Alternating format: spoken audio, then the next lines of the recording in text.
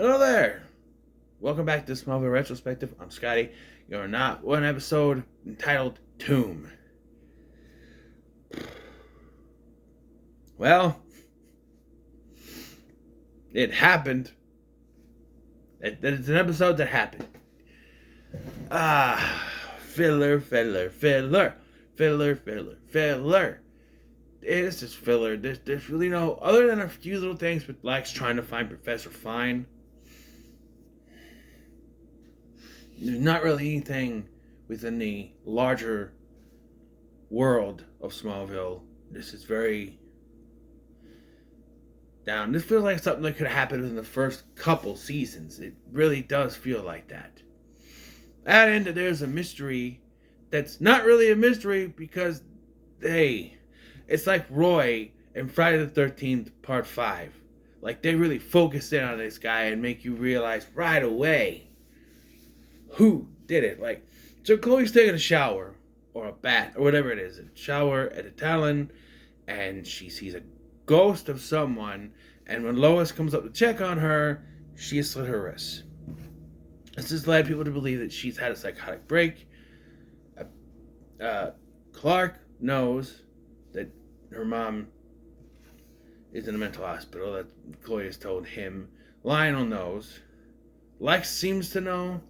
I don't know. But this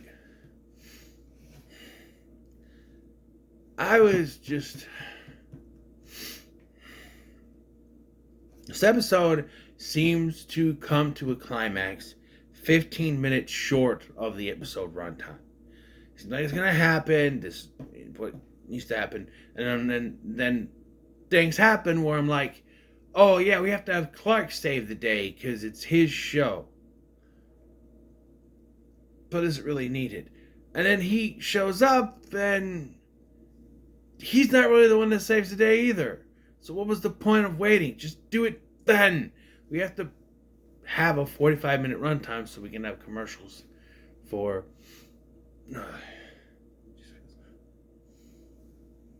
So yeah, this spooky ghost girl shows up. Chloe's trying to tell people what's going on. No one believes her. She's seeing things. You know, Chloe asks a question at the end of the episode. How come I was the only one that was able to see her? And my answer is, because if everyone else was able to see her, the episode would be 20 minutes long and would not reach the runtime.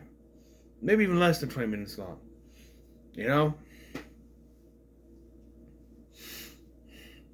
Yeah. And everybody there thinks that she's cuckoo bananas and won't listen to reason, except for Clark, who is trying to help her. He does get her out of the hospital, but like I said, we get to this hospital, Smallville General, and when we go in, we focus in on this orderly, who's just very creepy looking. He looks like an Enrique Cantaloni, but Canadian. I don't know, but he's just. They focus in on him when they bring her in. And the camera focuses in on him, and I'm like, yeah, he did it. It's like Roy. Oh, you talking about me, Sheriff? Right? Oh, and by the way, if you thought that Sheriff Adams, Mr. Kent, was counterproductive, this new sheriff doesn't even care enough to answer the phone to show up when he is called. In fact, I don't think we ever see a new sheriff. They don't care enough to add a new character to the cast. Why is this still popping up? Go away! That's how much that this new sheriff, I don't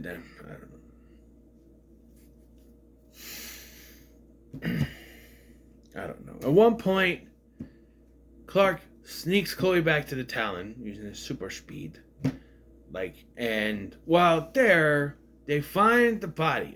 She sees the ghost go into the wall, and she's in the wall, and Chloe's like, she's like, no, look. So he uses his super X-ray vision and sees it, and then busts down the wall.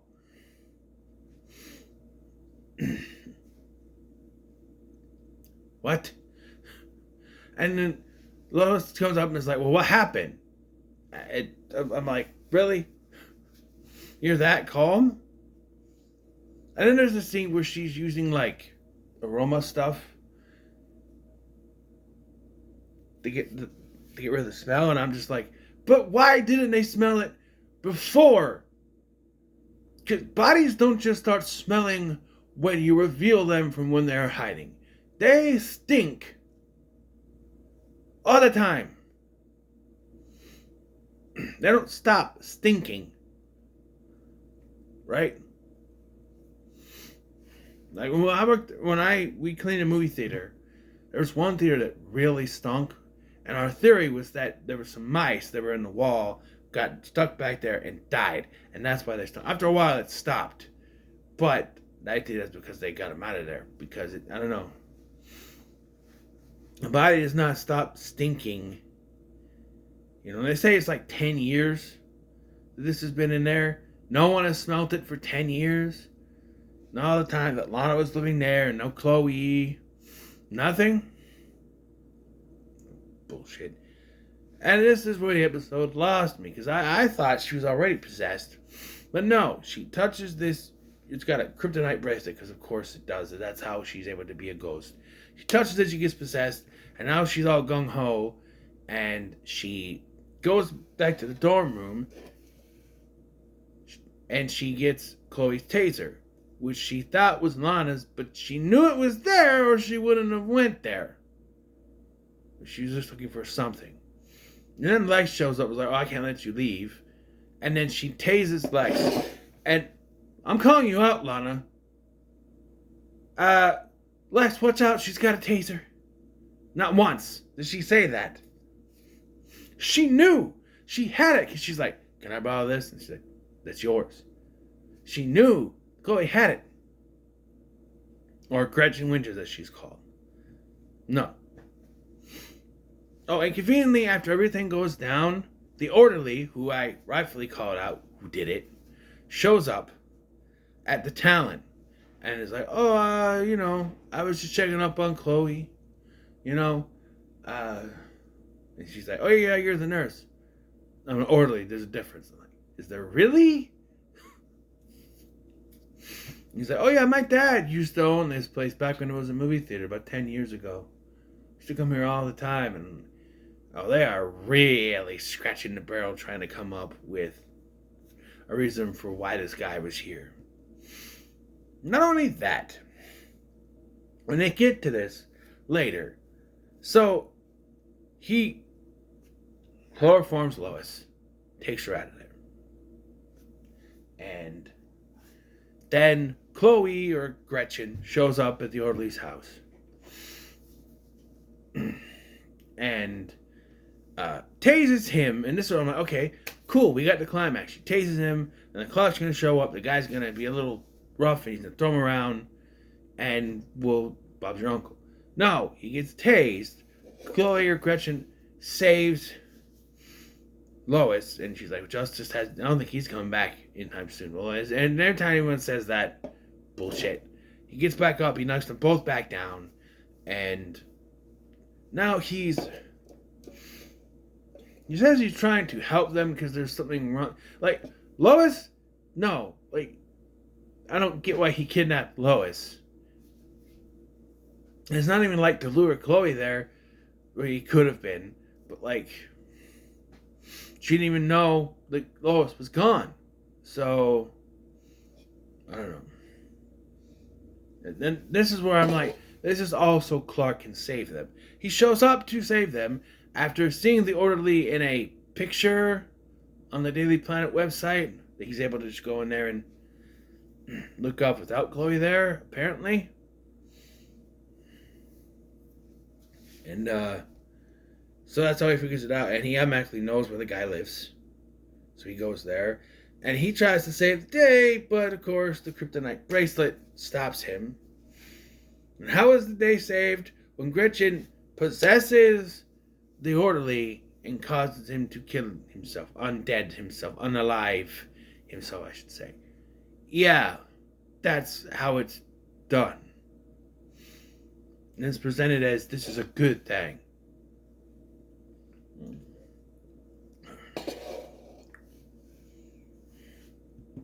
I don't remember if Lois finds out the truth about Chloe's mom or not, but we'll talk about that in a minute. But like, yeah. And Clark and Lana have a conversation where he's like, well, how come he went to Lex? You know, we told Lex about this, and he's going, well, listen to me, or something like that. And yes, we're doing the whole she's been pushed towards Lex situation and being pushed apart because for some reason, like Michael Rosenbaum on the Top Wheel podcast says that they have to keep separating them because if they get together, show's over. But here's the thing. Clark and Lana aren't endgame. It's Clark and Lois. So they can be together. Let them be happy for a little while. It just seems like every time that Clark and Lana get together, something has to happen that messes up. They were fine. Oh, but he was human, and now he's got his powers, so now he's a little iffy.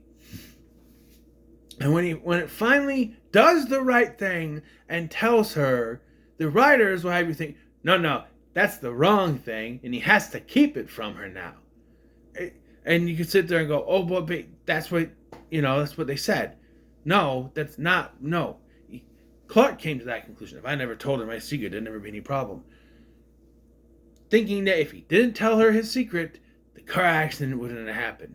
But it was going to happen anyway, so it didn't matter if he told her her secret or not. Yes, I'm still on this. So he still could have told her his secret. And all he needed to do, like I said in that episode, was go back 10 minutes. Super speed in and stop the car. Like he ends up fucking doing. And now the relationship is rocky because of it. And I never understood why they have to write their relationship so badly. Where every time they get together, something has to happen for them to break up. It just... I know it's the will they won't they thing. But this always irked me. And I know that they're not the ones that are meant to be together. It's Lois and Clark. I get it.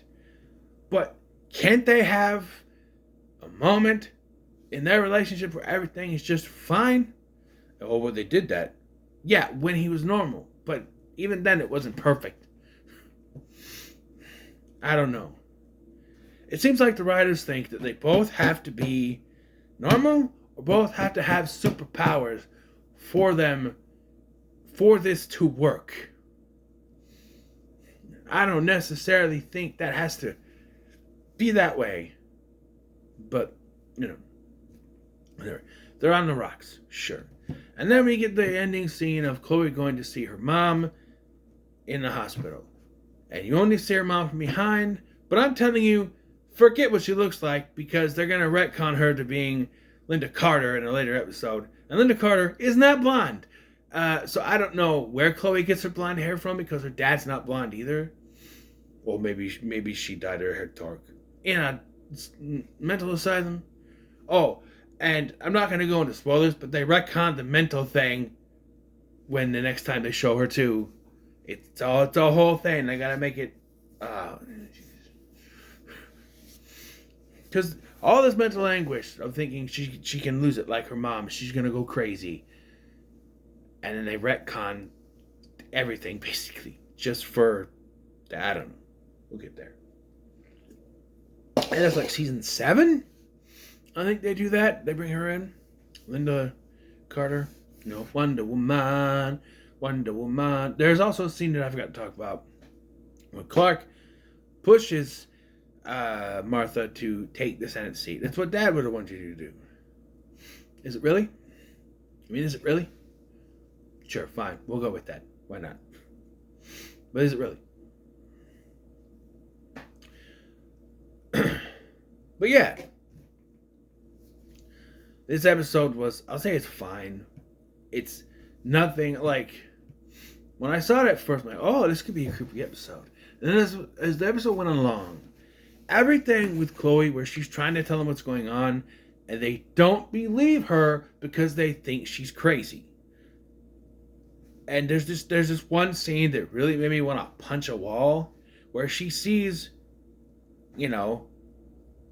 someone, blood, all that stuff, and she tries to tell them. No one believes her because they can't see it. And then, like I said, in the episode, she's like, how come I was the only one that was able to see her?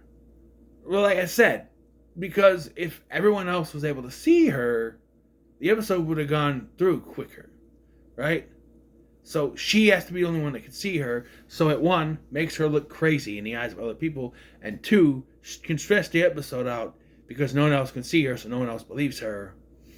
There should have been one other person that could believe her, and that one other person is Lois. Because if Lois, and I know it's not really a bloodline situation, it chose her because she was there at the time, but I'm thinking bloodline wise, like maybe it's a family thing, maybe. No, maybe they're not related. Her and Gretchen are related, but I don't know. I'm just trying to say, like, or maybe Lois could be like, well, you know, she's my family. We're connected. How come I'm not seeing crazy things, right? Why is Lois the first one to jump to my cousin's crazy sort of thing? Even when Clark takes off, she goes, Clark, what are you doing? Chloe needs help. Like, why isn't she the one of the ones that are saying, no, my cousin's not like that, right? And Clark, knowing about the history of mental, because Lois doesn't know about, because when they asked, is there a history of mental issues? And she's like, no, not at all. But Clark's like, you know, Clark's the one that knows about the mom's mental problems. So, like, if anything, Clark should be the one saying, no, you need to go to the hospital. And Lois should be like, no, there's nothing wrong with my cousin, blah, blah, blah. Should be the other way around. But no, I don't know. Because Clark needs to be the hero. It just doesn't make sense to me. Anyway, what are your thoughts on this episode? Let me know in the comments below. Make sure you like, share, and subscribe. Thank you for watching. I'm Scott, and I'll see you in the next one.